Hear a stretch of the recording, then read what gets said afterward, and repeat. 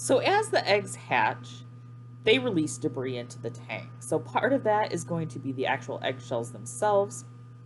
Other parts will be little coagulated white gobs.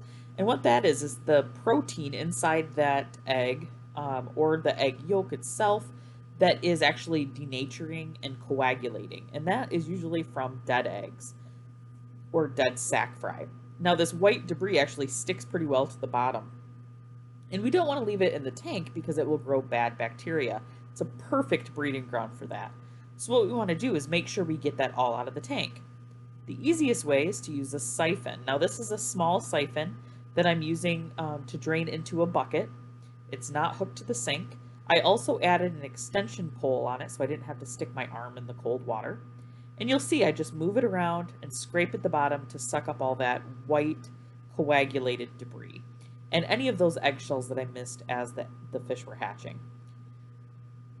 So you want to do this and make sure the whole bottom of the tank is nice and clean. We don't want that debris getting sucked up into our filters because again, it just provides a breeding ground.